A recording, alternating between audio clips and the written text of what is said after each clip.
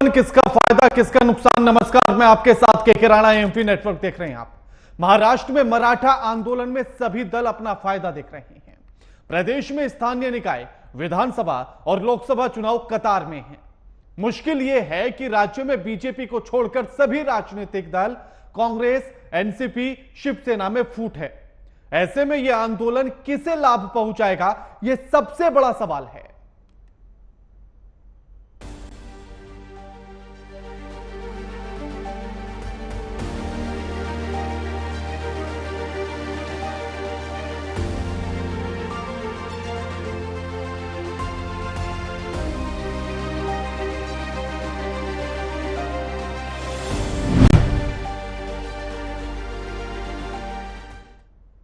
महाराष्ट्र में मराठा आंदोलन की आग एक बार फिर से सुलग उठी है।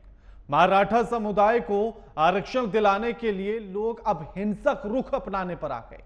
यह हिंसा वह किसी और से नहीं बल्कि अपने ही प्रति कर रहे हैं। और आज इसी मुद्दे पर हम चर्चा करेंगे कि आखिर महाराष्ट्र के जलने से, आरक्षण की मांग से आखिर किसको नफा होगा और किसको नुकसान होगा। हमारे साथ इस पर मेहमान भी जुड़ेंगे, लेकिन उससे पहले पूरे माजरे को समझने के लिए यह रिपोर्ट देखिए।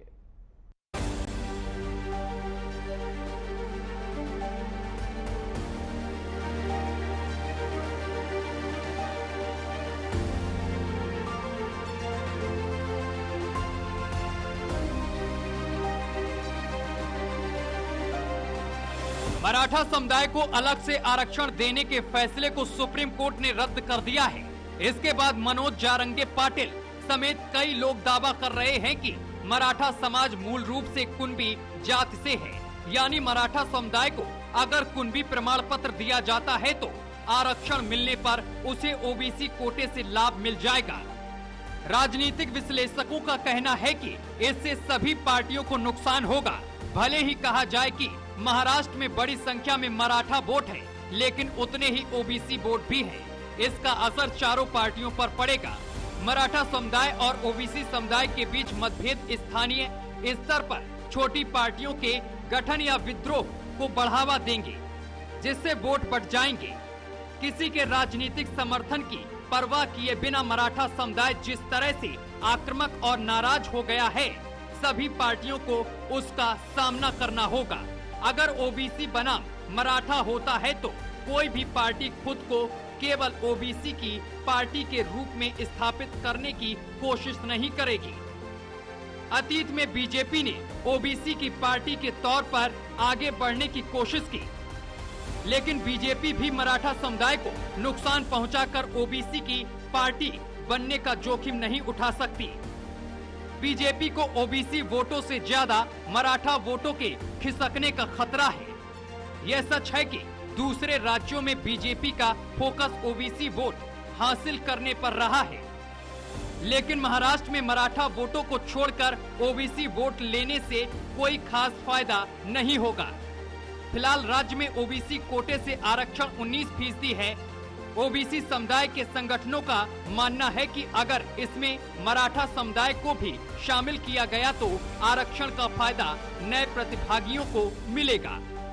ओबीसी समुदाय का यह भी कहना है कि हमारा विरोध मराठा आरक्षण से नहीं बल्कि उन्हें ओबीसी में आरक्षण देने को लेकर है। महाराष्ट्र की राजनीति में मराठाओं का बड़ा प्रभाव माना जाता है। राज्य में मराठा समुदाय की आबादी 30% से ज्यादा है। महाराष्ट्र में स्थायी निकायों के चुनाव होने वाले हैं। लोकसभा और विधानसभा चुनाव भी सिर पर है। अब बड़ा सवाल ये है कि इस मराठा बनाम ओबीसी बहस से राजनीतिक तौर पर किसे फायदा हो सकता है। Bureau report, AMP network.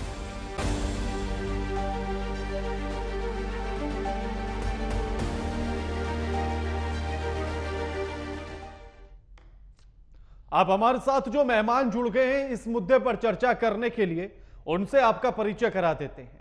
हमारे साथ अवधूत वह जुड़ गए हैं, प्रवक्ता हैं बीजेपी से। संदीप त्रिपाठी जुड़ गए हैं, नेता हैं कांग्रेस से। डॉक्टर अजय तिवारी जुड़ गए हैं, राजनीतिक विश्लेषक हैं। आप तीनों का स्वागत है एमपी नेटवर्क पर।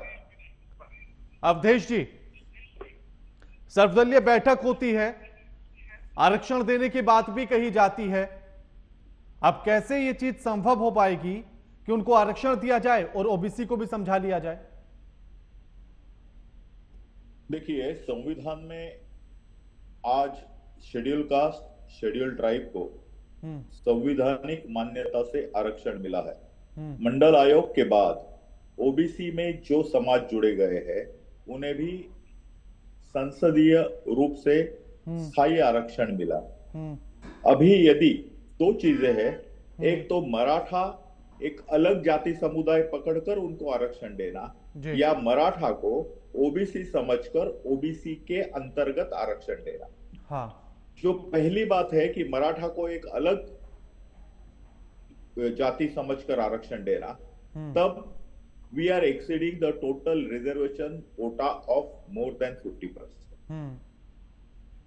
दूसरी बात है कि जब सभी मराठाओं को हम लोग ओबीसी बोलकर देंगे तो जो ओबीसी वर्ग है वो नाराज हो जाएंगे। उनकी तैयारी नहीं है कि इतने पूरे 30-32% जो मराठा समाज है उनको ओबीसी में लेने के, क्योंकि ओबीसी का जो 27% आरक्षण है वह उनकी जनगणना के हिसाब से हुआ है।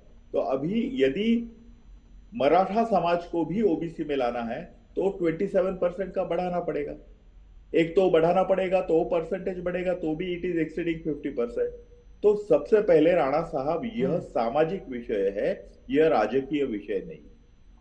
आपके इस कार्यक्रम का शीर्षक है कि किसका फायदा और किसका नुकसान। तो मेरा आपको नम्र निवेदन है कि यहाँ किसी का फायदा और नुकसान का बात नहीं है। हम सब समाज को साथ में अगर फायदा और नुकसान की बात नहीं होती तो फिर भीड़ हिंसक कैसे हो जाती है? फायदा और नुकसान की बात नहीं होती तो फिर सरकार डायरेक्ट क्यों नहीं कह देती कि हम आपको आरक्षण दे ही नहीं सकते, 50% से आगे निकल जाएगा? क्योंकि डर तो आपको भी है कि अगर किसी एक के भी साथ गए या किसी एक को भी खुश किया तो दूसरा नुकसान दे देगा हमें। मिस्टर राणा, आपका समझ है, हमारा समझ नहीं है। हम सब समाज को साथ में लेके जाना चाहते हैं। हाँ, तो मैं तो खुद मेरी समझ ही है ये। मान लीजिए अवधूत जी, मान लीजिए कि मेरी ही समझ है, तो आप मुझे बताइए ना कि आप कैसे साथ लेकर चलेंगे। मैं तो खुद आपसे पहला सवाल वही किया कि कैसे साथ लेकर चलेंगे आप उसे।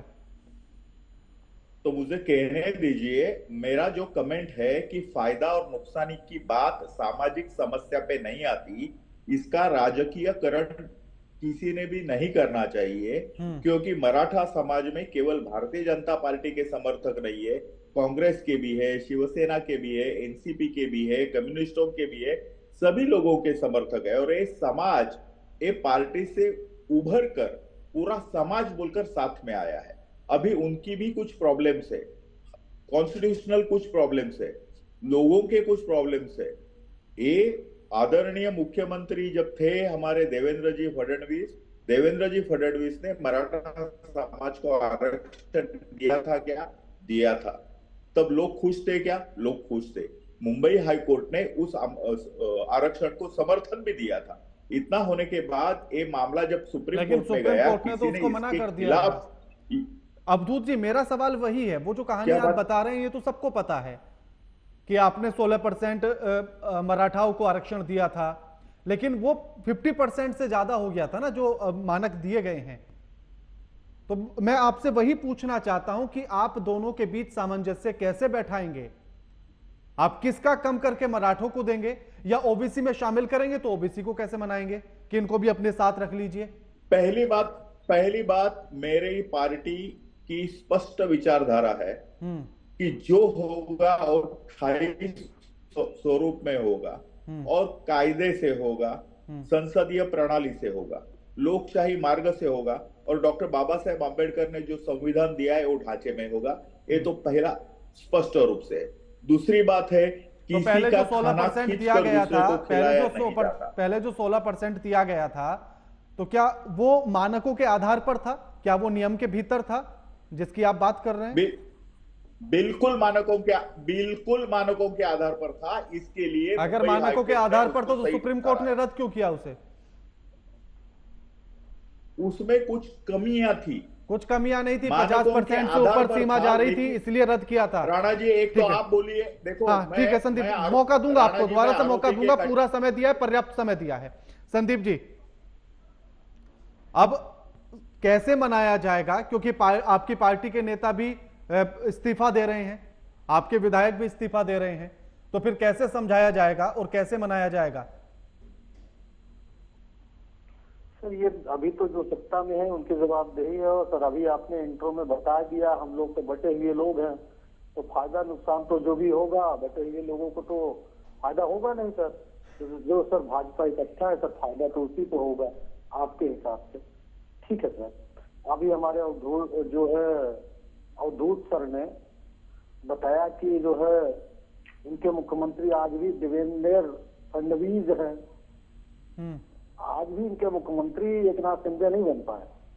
तो इन लोगों की जो सोच है, यही सोच जो है इस तरीके के विवाद को जन्म देती है सर। ये बात मैं क्यों कह रहा हूँ आप समझिए सर। 2014 में सर पृथ्वीराज चौहान जी मुख्यमंत्री थे और उन्होंने 16% आरक्षण का एक अध्यादेश लेके आते हैं और अध्यादेश को लागू करते हैं। और उसके साथ साथ गायकवाड़ के जो है अध्यक्षता में एक कमेटी भी बनती है जो इनका सर्वे करेगी और उस सर्वे की रिपोर्ट आती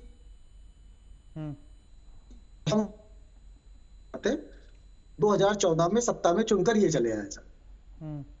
2014 में सत्ता में आने के बाद सर, मैं महाराष्ट्र की बात कर रहा हूं सर। हाँ। सर ये 4 साल सो रहे थे सर, 4 साल। 2018 में इनकी नींद टूटती है और नींद टूटने के बाद 2018 में सर ये फिर से एक विधेयक लेके आते हैं, जो हम अध्यादेश लेके आए थे उसको ये विधेयक का रूप देते हैं। लेकिन इनको पता था, क्योंकि उसके पहले सुप्रीम कोर्ट में और कई राज्यों के मसले जा चुके थे, इनको ये बात पता थी कि ये सुप्रीम कोर्ट में मामला फंसेगा, लेकिन फिर भी इन्होंने ये चीजें की। तो फिर सर एक मैं और बता दूं कि तमिल आप कैसे क्लियर करते? सर बता रहे हैं ना, जो अध्यादेश आपकी सरकार लेकर आई थी वो आप कैसे क्लियर करते? ये बात तो आपको भी पता देंगे। तो हम आधी अधूरी बात नहीं करते सर, ना भाजपा वालों की तरह से झूठे आदमी हैं। हाँ, ना फराडिया। आपसे पूछ रहा हूँ ना, आप जवाब दीजिए। हम आपके पूछने के पहले आगे आप बात कर जाती है, अपने आप निकल कर आ जाती सर। थोड़ा सा पेशेंस सर। अब अभी आपने बीच में डिस्ट्रैक्ट कर दिया, आधी बात तो दिमाग से निकल जाती है सर। लिख के नहीं बैठे रहते ना सर। आप समझिए कभी कभी होता क्या है, आपके पास तो पूरी स्क्रिप्ट होती है। नहीं, मेरे पास कोई स्क्रिप्ट नहीं होती है। मेरे पास स्क्रिप्ट नहीं होती है। मैं किसी पार्टी का प्रवक्ता नहीं हूँ जो पार्टी की गाइडलाइन के हिसाब से बात करूंगा। गाइडलाइन के हिसाब से बात नहीं करेंगे तो सर बोलने दिया करिए। अब देखिए बात, हाँ तो मैं तो बोलने का पूरा मौका दे रहा हूँ ना आपको भी। ठीक है, बात कहाँ तक पहुंची थी सर, उसके आगे मैं बढ़ूं सर। हाँ, बात यहीं तक पहुंची थी कि आपने कहा था कि आपके जो मुख्यमंत्री थे 2014 तक पृथ्वीराज जी, उन्होंने लागू किया था अध्यादेश और 2018 में फिर इन्होंने उसको आगे बढ़ाया और विधेयक बनाया। ठीक सर, 4 साल सोने के बाद ये जगकर आते हैं, चुनाव में जाने के पहले 2018 में ये लेके आते हैं सर। तमिलनाडु में 69% आरक्षण है। तमिलनाडु में जो है 69% आरक्षण है, लेकिन उसमें एक कोर्ट ने एक जो है एक तरह से एक बीच का रास्ता समझ लीजिए या एक तरीके की छूट उन्होंने कहा है कि अगर 50% के ऊपर आपको जाना है तो आपको उस जो है उस तरीके का वैज्ञानिक तथ्य और वैज्ञानिक रिपोर्ट आपको देनी पड़ेगी सरकारों को, और उसके बाद आप इसको कर सकते हैं। हमने पहले ही इसके साथ बता दिया था सर कि एक सर्वे के लिए गायकवाड़ की अध्यक्षता में ऑलरेडी जो है हमने एक सर्वे का काम शुरू किया था, जिसको सर ये भूल गए सर। जिस सर्वे की अब ये बात कर रहे हैं सर, आप समझिए, जिस सर्वे की आज ये बात कर रहे हैं हम उस सर्वे की बात कर रहे हैं। तीसरी चीज सर, वो आरक्षण नहीं मांग रहे हैं, वो सर सिर्फ ये कह रहे हैं कि उनको ओबीसी में शामिल किया जाए। उनको कुनबी जाति का सर्टिफिकेट जो पहले मिला करता था वो उनको अब भी चाहिए। इसमें सर एक बात आप समझिए, नरेंद्र मोदी जी जब मुख्यमंत्री बनते हैं, मुख्यमंत्री बनने के बाद अगर वो अपनी जाति को शामिल करा सकते हैं ओबीसी वर्ग में, सर समझिए, ना ओबीसी वर्ग नाराज होता है ना कोई नाराज होता है। एक रिपोर्ट आती है, पिछड़ा वर्ग का एक काम होता है, उस रिपोर्ट के आधार पर वो शामिल हो जाते हैं। रिपोर्ट में क्या हेर फेर हुआ, इसलिए कि मोदी की कम्युनिटी बहुत बड़ी होती है, दारू का मुख्य व्यवसाय होता है लोगों का, लेकिन कैसे आए, ठीक है सर, आ जाते हैं। अगर मोदी जी आ सकते हैं, उनकी जाति आ सकती है, तो सर ये मराठा क्यों नहीं आ सकते? चौथी बात सर, सर 82 का ये आंदोलन है, 82 के आंदोलन के बाद सर इसमें लगातार इसके आंदोलन के शुरू करने वाले उन्होंने आत्महत्या की, और अब तक जहां तक मुझे जानकारी है सर 25 लोगों ने आत्महत्या की है सर। बिल्कुल, उनको मैं श्रद्धांजलि देता हूं। हाँ। लेकिन सर ये इतनी निर्दयी, निष्ठुर और निरंकुश सरकार है। मोदी जी इजराइल और फिलिस्तीन पता नहीं कहां कहां की बात करेंगे सर।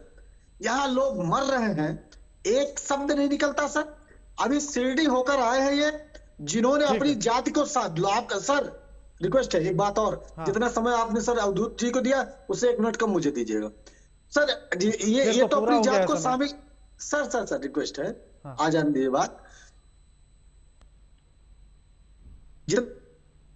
जाति का दर्द पता है ना सर, कैसे इन्होंने शामिल कराया है, तो इनको तो मराठाओं का दर्द समझना चाहिए। और सर एक लास्ट पॉइंट मैं रख दूं सर, जितने भी जातीय आंदोलन हुए हैं आरक्षण के लिए, चाहे वो जाट आंदोलन रहा हो, चाहे वो गुज्जर आंदोलन रहा हो, ये सारे आंदोलन कांग्रेस का जब 2014 के पहले सरकार थी चरम पर थी सर। ये आरएसएस वाले और भाजपा वाले मिलकर सब पटरिया उखाड़ देते थे, लोगों को जान माल की हत्या कर देते थे, सार्वजनिक संपत्तियों को नष्ट कर देते थे सर। ये सारे आंदोलन 14 के पहले यही लोग चलाया करते थे। आज सर जब आप सत्ता में आ गए हैं तो क्यों भूल गए आप? आज आरक्षण की आज बात नहीं करते आप गुज्जर आंदोलन की, गुज्जर आरक्षण की बात नहीं करते जी। इन सब का आप समर्थन पहले किया करते थे। ठीक, हाँ। और सर गुजरात में पटेल आंदोलन, हाँ। ये भी इन्हीं का प्रोडक्ट था। ठीक। आज वहां उसकी बात नहीं करते। गुजराती पंडा महाराज 12 साल सत्ता चला के चले आते हैं, आज बात नहीं करते। अजय जी इस आरक्षण को किस तरह से देखा जाए, जो ये मांग उठ रही है मराठाओं की तरफ से, तो इसमें नफा नुकसान तो देखना पड़ेगा, तो किसका नफा नुकसान नजर आता है? राणा साहब, सबसे पहले आपके चैनल के माध्यम से आपके चैनल के दर्शकों को और भारत देश की प्रत्येक जनता को प्रणाम करता हूं। और मुझे बहुत अफसोस के साथ कहना पड़ रहा है कि महाराष्ट्र मणिपुर के राह पर चल पड़ा है। आपको भी ज्ञात है और इन सारे नेताओं को ज्ञात है कि जो मणिपुर में मैती और कुकी का हंगामा हो रहा था, या जो हंगामा हो रहा है, वो सिर्फ आरक्षण की वजह से ही इतनी बड़ी आग लगी और अभी तक बुझी नहीं है। और ये कांग्रेस पार्टी, भारतीय जनता पार्टी, या जो शिवसेना और शिंदे पार्टी, ये सारी पार्टियां, अजीत पवार पार्टी, ये सारी पार्टियां ये क्यों नहीं सोचती हैं कि भारत देश में 1950 से लेकर के 2022 ले लीजिए, 23 को छोड़ दीजिए, यानी 72 साल बीत जाने के बाद भी किसी भी आरक्षण पर सही कार्रवाई नहीं की गई है। चाहे वो किसी जाति के विशेष में हो, चाहे वो किसी शिक्षा के निवेश में हो। इन सारे नेताओं को आरक्षण का एक सिंगल प्रारूप बनाना चाहिए कि हर व्यक्ति को समान आरक्षण कैसे मिले। आज कभी जाट आंदोलन, कभी गुर्जर आंदोलन, कभी मराठा आंदोलन, और कभी मैती आंदोलन, कभी कुकी आंदोलन, और ये किस किस को आरक्षण देने की बात करते हैं और कितना आरक्षण देंगे आप? आज भारत देश के युवा इतने पीड़ित हैं कि पढ़े लिखे होने के बावजूद भी आरक्षण की वजह से वो अपने घर से बेघर हो रहे हैं, उनका एडमिशन नहीं हो रहा है। आरक्षण की वजह से आज बहुत से लोगों को नौकरियां नहीं मिल रही है। राणा साहब, समाज में हम सबको समरसता लाना होगा, समाज में हम सबको समानता लाना होगा, और ये नेता लोग केवल वोट की राजनीति करने के लिए, केवल वोट की राजनीति करने के लिए किसी भी आंदोलन को हवा दे देंगे। और कब तक हवा देंगे? क्या उस मणिपुर जैसा हाल इस महाराष्ट्र का बनाना चाहते हैं ये? आज मराठा आंदोलन को आग देने की सह किसकी है? ये दोनों पार्टियां आज जो बैठी हैं हमारे साथ प्रवक्ता हैं, मैं दोनों पार्टियों से जानना चाहता हूं कि दोनों लोग मुझे बताइए कौन हवा दे रहा है इसको? आपके चौहान साहब ने 16% लागू किया, उसको 4 साल होने के बाद भारतीय जनता पार्टी शुरुआत करती है। इसका मतलब मराठा वोट को आप में से कोई खोना नहीं चाहता, ना आप खोना चाहते हैं और ना बीजेपी खोना चाहती है। तो क्या इसमें एक एंगल अजय जी ये भी निकाला जा सकता है कि बीजेपी को दिख रहा है कि अजित पवार के पास मराठा वोट बैंक है, शिंदे के पास है, और गैर मराठा को लेकर बीजेपी आ जाएगी तो उसको तो फायदा ही फायदा नजर आ रहा है अपना? जी बिल्कुल, यही कहा जाता है। देखिए, आज पॉलिटिक्स में जब 4 साल तक कोई भी विधायक, कोई भी मंत्री, कोई भी नेता जनता के बीच में वोट लेने के बाद नहीं जाती है, जनता काम कराने जाती है, फिर भी काम नहीं होता है। और जब चुनाव आता है राणा साहब, तो ये सारे विधायक दोबारा से उसी जनता के पास जाकर के हाथ पैर जोड़ते हैं।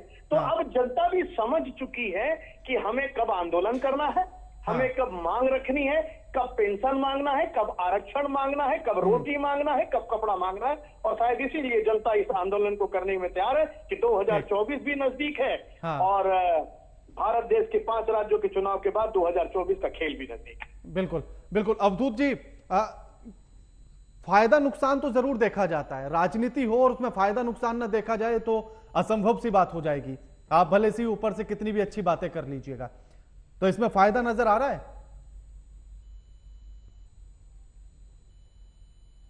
You don't try to put your words in my mouth, which I will never accept. मैं बार बार कह चुका हूं कि यह सामाजिक प्रश्न में फायदा और नुकसान नहीं देखे, जिसके मन में उसने देखे, मुझे नहीं देखना है, मेरे पार्टी को नहीं देखना है। हम देखते हैं नहीं, हरियाणा में भी ऐसे हुआ था, जाट आंदोलन उठा था, हरियाणा में भी ऐसे हुआ था, जाट आंदोलन जब सामने आया उसके बाद आपकी सीटें घटी जरूर, लेकिन सरकार आपकी बन गई। भैया सीटें घटने दो, सरकार आती है, सरकार जाती है, कोई स्थिर नहीं है। कुछ भी करो, कभी ना कभी सरकार आनी है, कभी ना कभी सरकार जानी है। सरकार आने के लिए कोई ऐसा फॉर्मूला है अवधूत जी? आप काम करते जाओगे अवधूत जी, कोई ऐसा फॉर्मूला है कि सबको एक लेवल पर लाकर खड़ा कर दिया जाए? साहब, ये सामाजिक प्रश्न है, सामाजिक प्रश्न मैं भी सामाजिक ही प्रश्न पूछ रहा हूं, चाहिए। मैं भी सामाजिक प्रश्न ही पूछ रहा हूं कि क्या कोई ऐसा फॉर्मूला आपके पास है या आपकी पार्टी के पास है कि सबको एक लेवल पर लाकर खड़ा कर दिया जाए? इसीलिए आज देखो, आज महाराष्ट्र शासन के 2 वरिष्ठ अधिकारी तथा 3 मंत्री आज माननीय मनोज जरांगे को मिलने के लिए गए।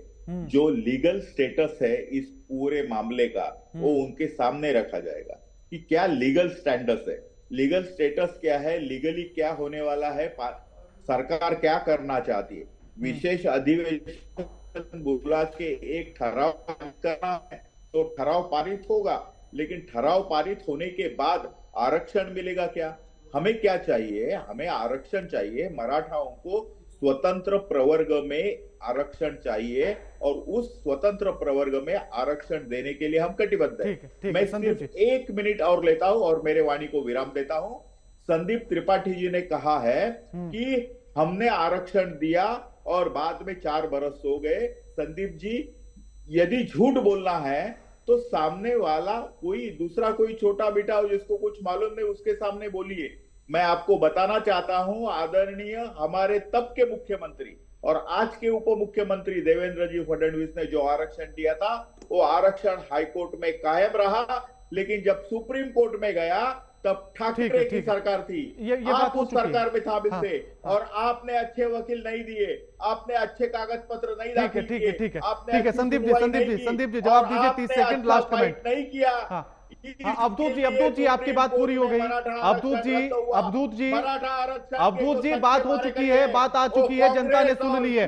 संदीप जी देखिए, अभी अवधूत जी ने कहा कि हम झूठ बोल रहे हैं। मैं फिर कह रहा हूं कि अगर मेरी बात गलत निकलेगी मैं माफी मांग लूंगा। इनको शायद पता नहीं है कि अध्यादेश 6 महीने के लिए वैलिड होता है, उसके बाद वो स्वतः ही अगर उस पर कानून बनकर नहीं आता या तो अध्यादेश फिर से लाया जाता है कैबिनेट के माध्यम से, अन्यथा वो स्वतः समाप्त हो जाता है। ये जानकारी शायद हमारे अवधूत जी को नहीं है। बहरहाल ये ऐसी जगह से आते हैं, चौथी पास राजा हैं, तो चौथी पास राजा के प्रवक्ता हैं, तो वो तो बहरहाल समझ में आता है। साहब, हम लोग झूठ नहीं बोलते। एक बार सर, एक बात और सर एक लास्ट पॉइंट। संदीप जी, समय नहीं है।